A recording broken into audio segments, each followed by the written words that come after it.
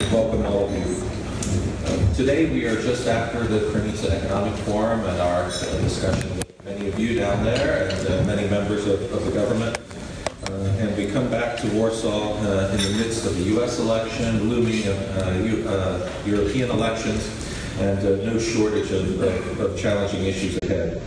But we also need to remember that we're in a time of continued economic growth here in Poland, decreasing unemployment, foreign direct investment inflows. So we have the positive and the negative to measure. Poland has passed through another ratings review period without a change, so we take that hopefully as a sign of stability and investor confidence. But we have a lot of issues to discuss today. Among them, the first hints of inflationary pressure here in Poland, how the 2017 budget is going to look and what that means for all of us, possible impact of Venice Commission comments on European relations, where the money comes from in 2017 for the Plus 500 program, Sunday trading bans or modifications on Sunday trading. So there's a lot of issues, and we have a great person to address these for us. The Minister of Finance of the Republic of Poland, Paweł Szałamacha, is with us this morning. He is back with us, and it's rare that we can flatter governments, but here is a case where a year ago the Minister, together with Prime Minister Szydło, said we'll be open and ready to talk at all times on issues. And this is a promise that has been delivered. We had the opportunity to meet with Prime Minister Szydło in Krynica, had a long discussion with her, where she reminded us of her commitment to that, and she did deliver on that as well.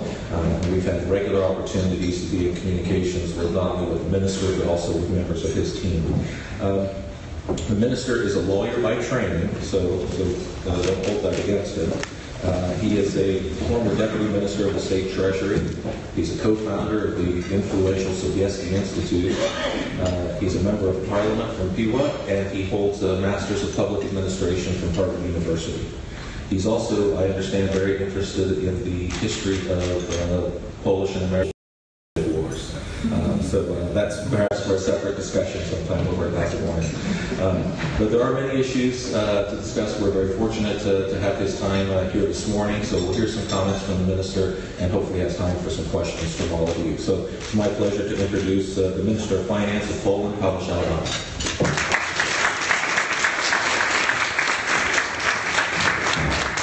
Thank you for this opportunity to address such an audience. Please do flatter governments more and more often from time to time. It's always, it helps to work.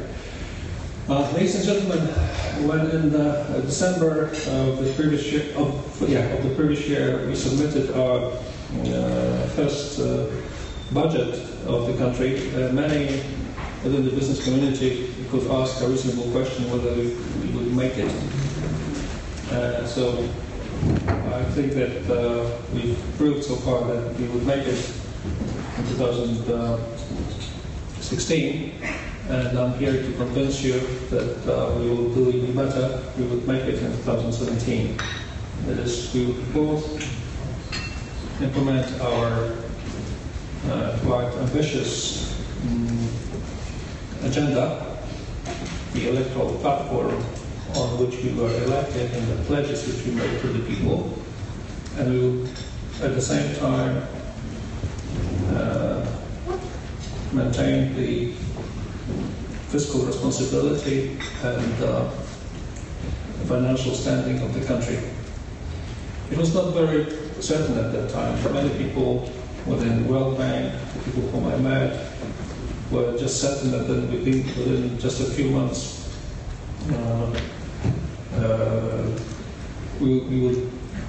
Polish government, myself, would be in dire straits, and we would be in big trouble in terms of inability to implement our, for example, family support agenda and so forth, and the other items on like the list.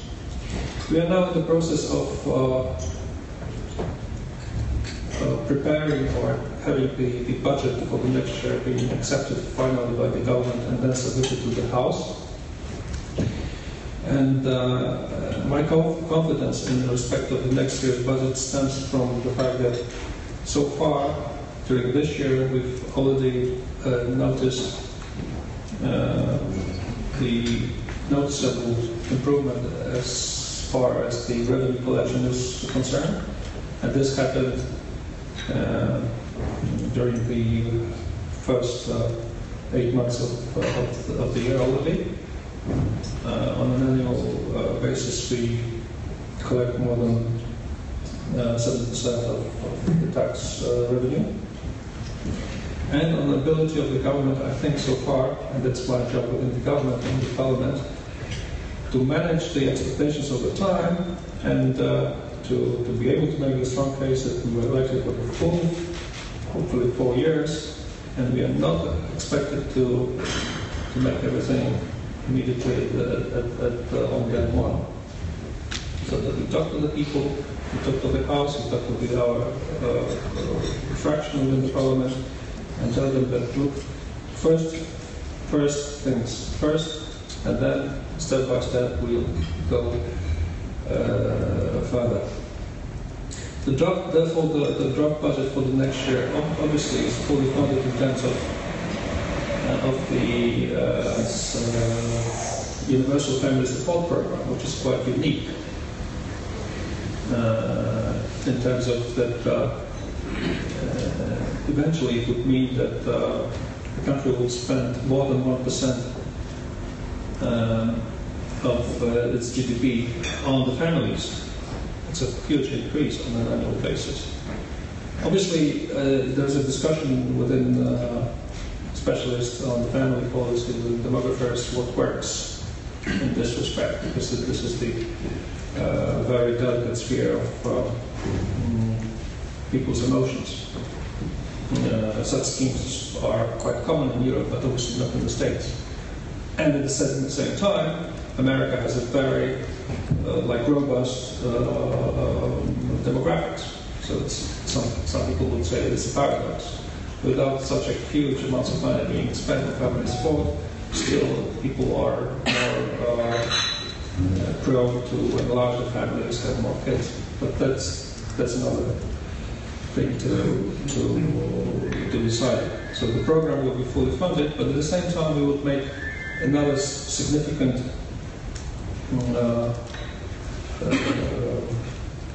decisions. That is, first,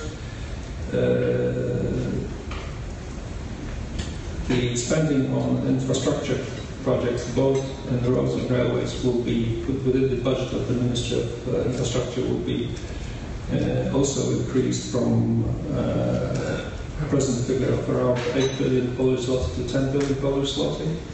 You would continue with the increased expenditure on the defense. The Minister of Defense, he is a very happy one. He's one of the few happiest men within the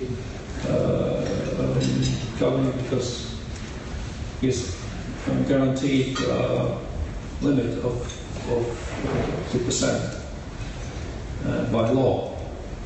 And as you, some of you might notice that it happened during the previous years quite routinely that the Minister of Defense were not able to utilize this money. They were not able to spend their budget. First reason, quite frankly, was perhaps they were acting under the pressure of the Minister of Finance.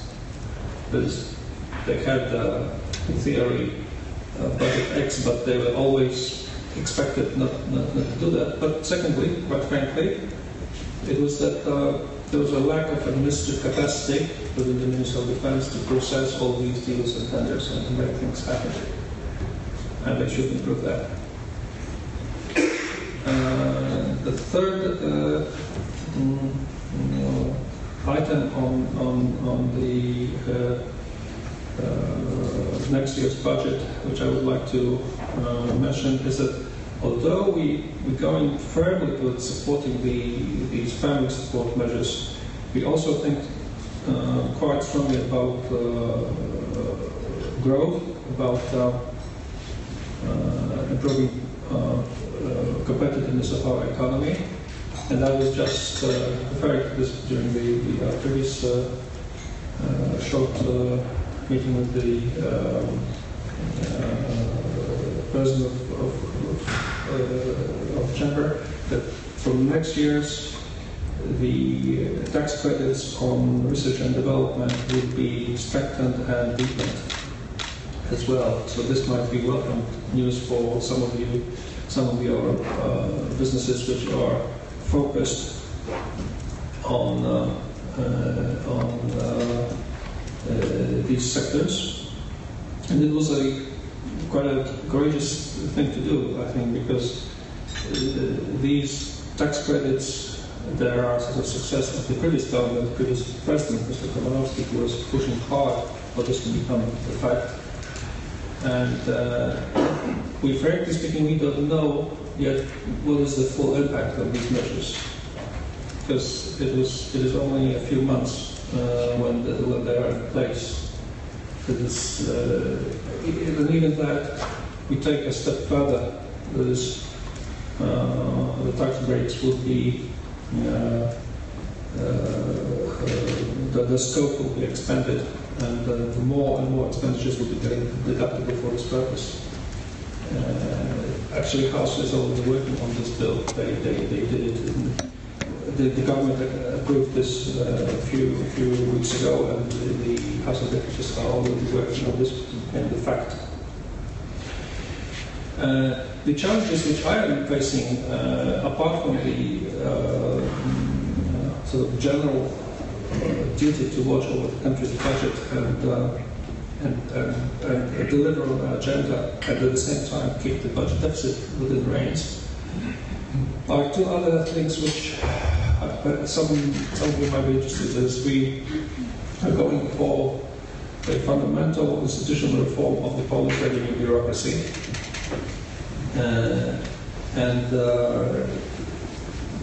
This is facing a significant resistance of some of the people, in particular of the customs officers and their unions and the organized labor within the customs officers.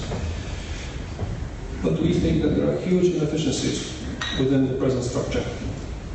That is, we have basically three types of revenue raising or controlling service. There's the UKS, which is Kontroli Skarbowej, the Revenue Administration Proper, and the Customs Service. And we think that the Customs Service at least should have been fundamentally reformed 12 years ago when the country joined the European Union, and when the customs border sort of disappeared along 2/3 of its geographical border. But it was not thoroughly reformed, and it was given new functions, and it's collecting part of traditional taxes, and we don't think it makes sense, that the structure is not properly identified. We think our job is to put more competence, more high-quality people into the service, and obviously, really, quite naturally, when everything, such a measure is being done by the government, people within the service are quite concerned about what they mean and what they will do.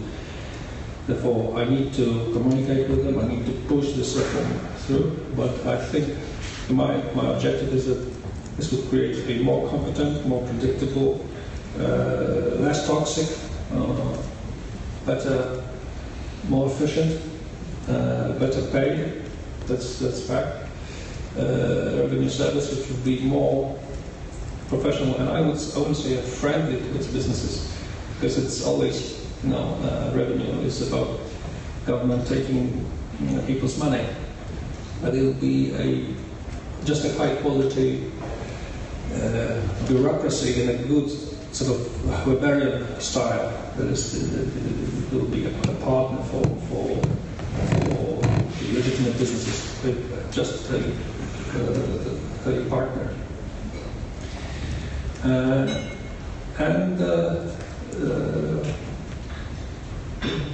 last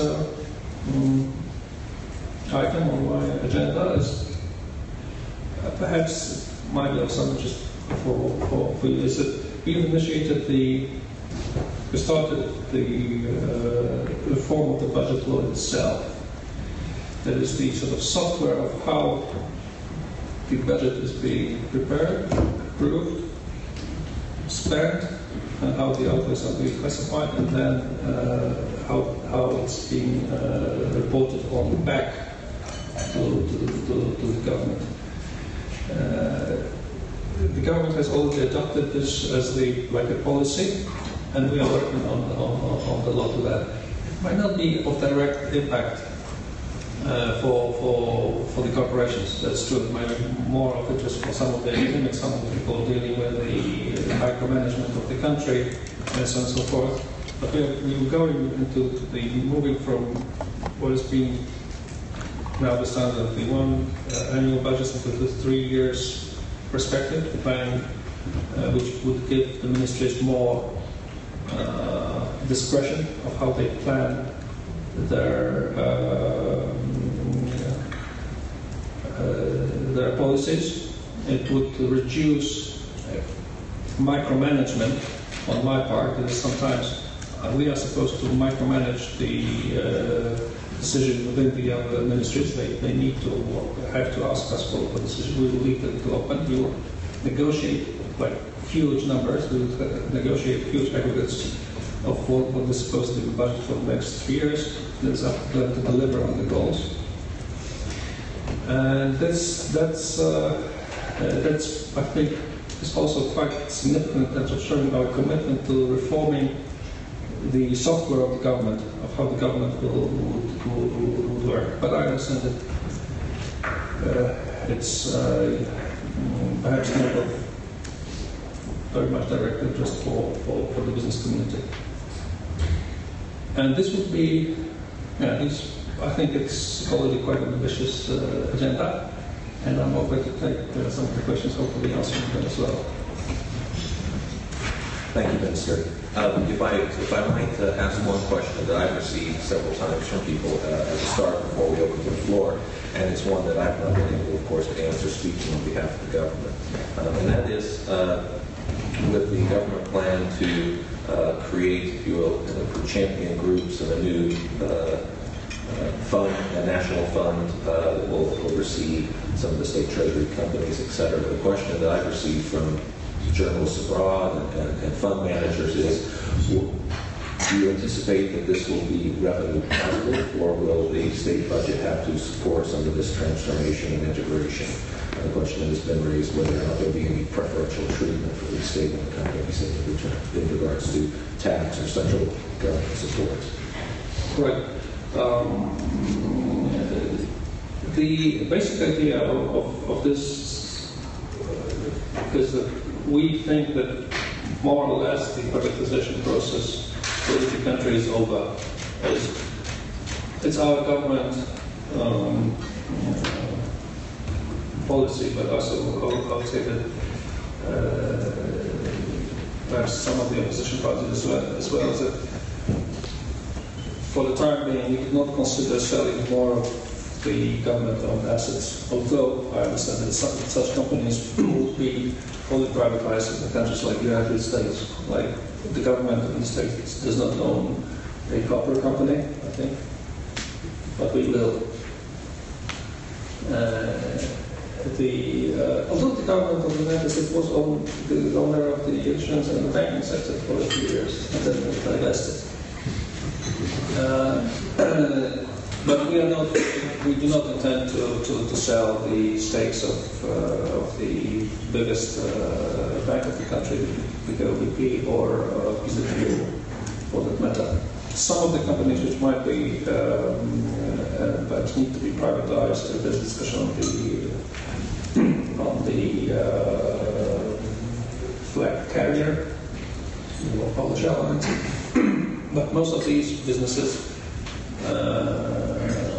will not. And there's now the question is of how the function of this ownership is being exercised. And therefore, we think that perhaps we should take the inspiration from other countries, whether it's from other countries within Europe, to organize this within a specialized government agency or a holding company and liquidate the ministry as such. And from my perspective, it should be obviously at least neutral for the government, because the ownership policy should allow for stable growth of these companies in terms of division of profits and dividend, but it should not be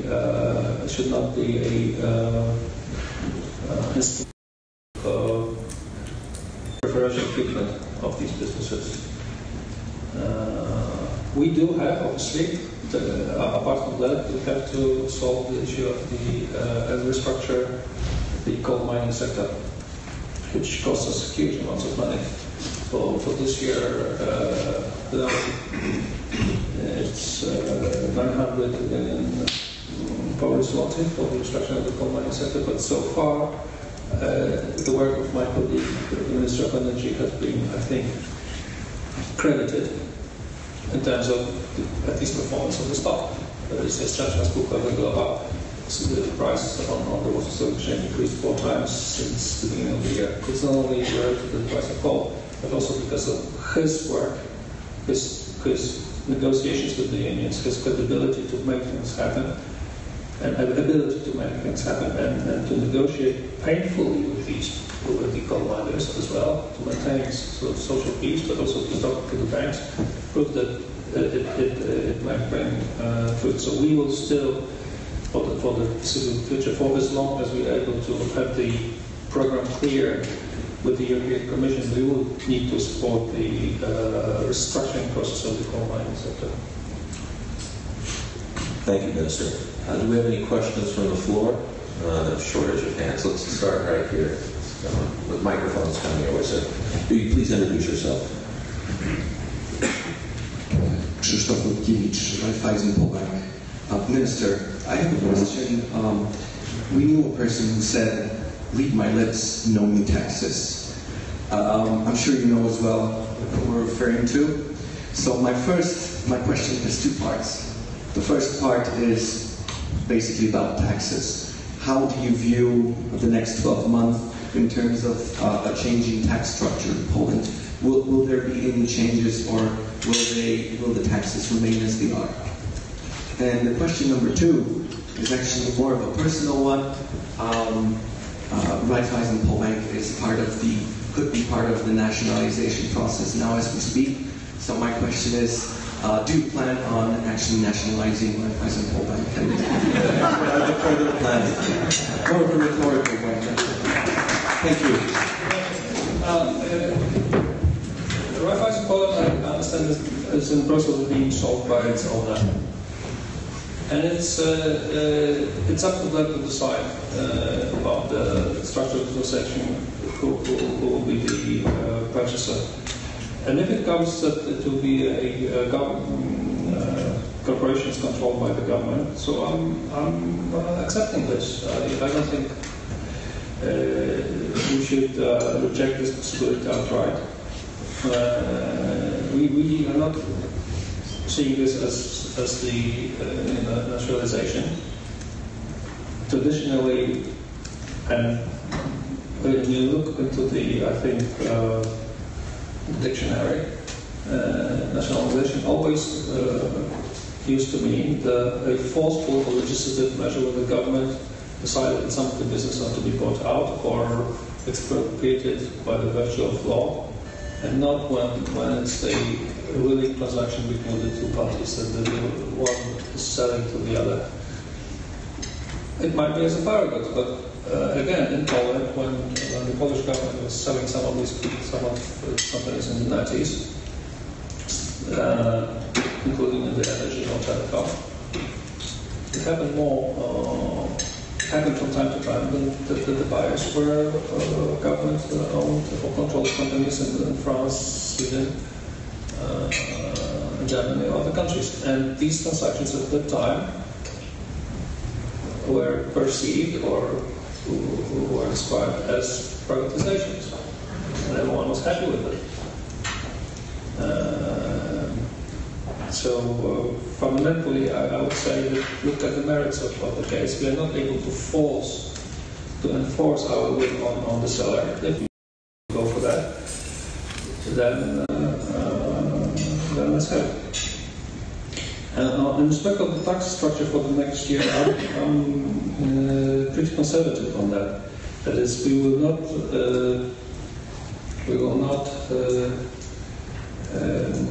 change a lot. We shall. That's for sure. Keep the basic VAT rate at the present level as 23%. We will not reduce that. That was written into the law, but simply as presently we cannot afford it. And apart from that, not much change will be there, although I expect some discussions in respect of the tax on retail activities, because apparently this measure is not being approved or liked by the European Commission, and we might see some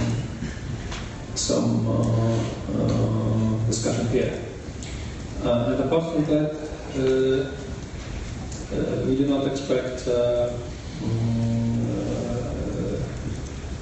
many changes in excise taxes or income taxes, apart from which I already mentioned, that is the bigger tax credits for research and development activity, and also the measure which is already in the House, that is this measure to reduce the corporate income tax for the small businesses to 15%. That's already in the pipeline. Apart from that, it will stay as it is. Thank you. We'll come back here. Good morning. This is Richard Zelensky of Focus Research International. I would like to hear your thoughts on the pressing refugee issues, especially the deep differences between the old Europe and the new Europe approaches. Thank you. Well, that's the Minister of Foreign Affairs, powers. Am I supposed to claim total discretion here or something like that? Or, because it's, yeah. Well, perhaps, sir, maybe I might reinterpret that question slightly. Yes, please. I think that issue, though, that issue goes to the heart of some of the different regions in the European Union having significantly different views about external issues, whether it be the situation in Ukraine, whether it be the interest, and so I think more to the point of how does do you see issues like that affecting the EU's ability to make decisions together as a bloc to go forward with issues that are key to us, such as prosperity, growth, etc. I mean, these divisive issues. Well, of course. Yes, certainly. It was the position of our government ever since the beginning that the refugee crisis should be addressed in the Middle East, where it's born. That is in Lebanon, Jordan, and Turkey. That is the European Union or separate member countries should help these countries to feed refugees, to offer them shelter and medical protection. And strictly speaking, people in question are refugees in the first country of entry by law. They are refugees in Jordan, Lebanon, or Turkey. They are not refugees in Greece, Macedon, or Austria. Then they are migrants. We think that Europe and ourselves should make more to to help these countries should effectively monitor its external border on the Mediterranean, and that the mandatory relocation mechanism within Europe will not solve this problem. It would create a strong stimulus. It would be perceived as the invitation for more people to come. Apart from that, and it's perhaps smart guys in the Pentagon and the State Department should be asked these questions of how to improve security situation in Libya, in Syria, and Iraq. But that's perhaps outside of scope, but definitely my competence, and we don't have such capacity in terms of the military as respect Poland to make this happen. But this is the part of the issue, part of the problem. And there's a fundamental contradiction with this mandatory relocation mechanism proposed by some of the countries. That either you have free movement of people, or you have a mandatory relocation of migrants. You cannot have it both ways. It's contradictory. Thank you, Minister. We have a question here, and then we'll come to the front here. Ministry. My name is Maksymilian Świniarski. I'm a supervisory board member of IPA, Innovative Pharmaceutical Companies Association. There was a number of important points for the country. I would like to ask for what is your view on the financing of the healthcare sector. There is a number of comments related to that from different channels and different stakeholders. And I would like to understand what is the perspective of increasing the funding for healthcare in Poland, because there's a number of discussions about 6%. This is a magic number, and I would like to ask this question. I know that you represent the Ministry of Finance, not the Ministry of Health, but definitely funding is coming from your side. So thank you for your comments on that. Sure. Right, I'm keeping repeating to my colleagues within the government that the GDP consists or has 100%. There's not 120%. And as you might observe, lots of my colleagues, they used to define their future budgets not in absolute figures, but in terms of percentages of the GDP. But at the same time, we've made a strong move to support the family. And it sort of reduces the scope of maneuver for any future increases in healthcare sector, research and development, and whatever culture as well. The Minister of Culture was also quoting some of the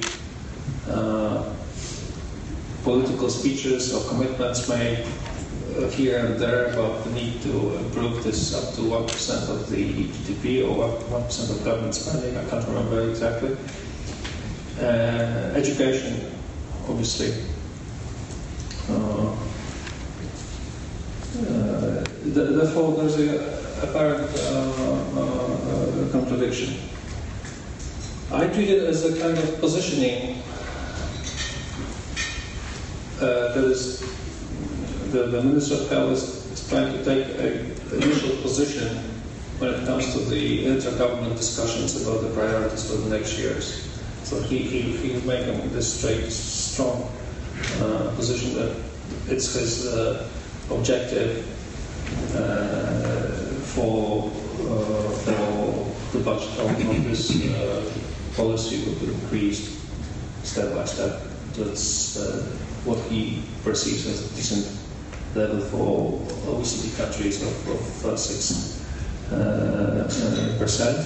And we will have very difficult discussions within the year of how to achieve this goal. I said it from the start.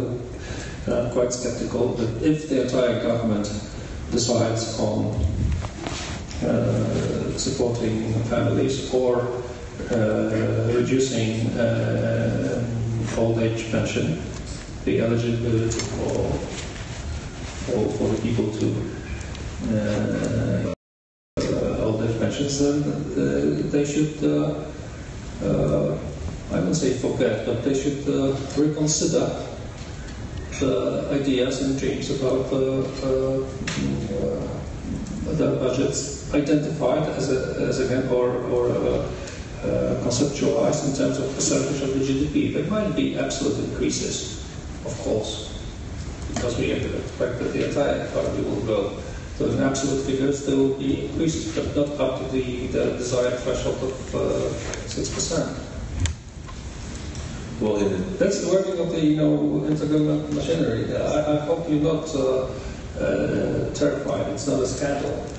Well, one thing I think that we would all hope is that your goals about improving efficiency and effectiveness of the revenue system that would spark a race to be effective in the spending of public monies in other ministries, because I think there's a lot of money and a lot of availability to provide more services to citizens if the bureaucracies work more efficiently and more timely. So hopefully that's one area where benefit can be improved. Joseph, you got a question?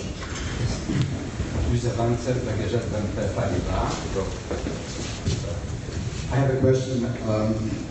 We hear often and we read often that there is a thought of moving KNF, the financial regulators, to the National Bank of Poland. What is your preference, and more maybe in detail, why not? Right. That's the idea of the new head of the National Bank of Poland. And as you well aware, the separation was made by our government 10 years ago. So we are, in a way, would be undoing our reform. Right? Okay, that's the kind of political side to that. That in terms of credibility, people might generally ask us what it makes sense, what you're after.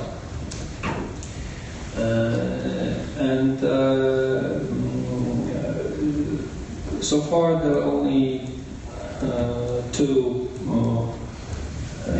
heads of the separate strong Securities Commission, 2 full terms, and the full term of the second person, Mr. Jakubiak, is to expire soon, in the beginning of October. Hopefully in an orderly, sensible manner, a new person will take over. And as far as the institutional arrangement is concerned, I would say that I'm open to discussion. I think that the present structure is okay, it works well.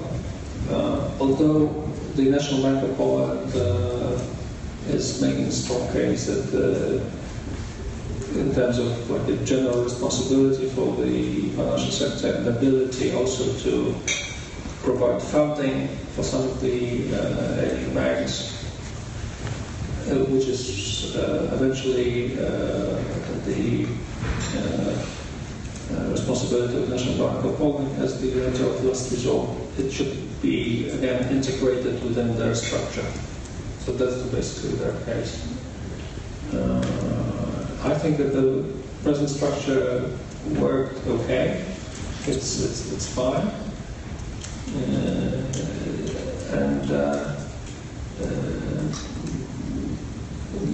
There is no urgency to change it, but equally the discussion is not yet stood down. It's not yet over. There's something officially open. Well, thank you, Minister. I know on that particular subject, I've heard many people will talk about the very nice triangle effect and how it provides stability and multiple checks, having KNF, the Competition and Consumer Office, and the MVP. So many people have argued that more actors are better than less actors in that regard, but we should see what happens with that. With a question, you, sir? Have a question? Bartosz Clemens, I'm a partner of Greenberg Traurig Law Firm, working with real estate. We've read that the Ministry of Finance is working on real estate investment trust law, the REIT. And we used to try to launch this initiative with AmCham, then with Warsaw Stock Exchange. And we're happy to hear that you are working on that. What is the status and when can we expect this law to be in the Parliament? I'm sorry to say that this question should be asked to my deputy, Piotr Pawak. It's a very specific technical question. I know that we have started thinking about this issue and open the topic, but at this stage, I should admit that I would not be able to answer, to give a firm response to a require. Right back here. Robert Johnson, Medical Devices. I have a quick one about value-based procurement. The EU says that, and there is a directive to govern that the price and the quality criteria should take into account in public tenders. Meanwhile, in Poland, the majority of public tenders, it's only the price who actually is the only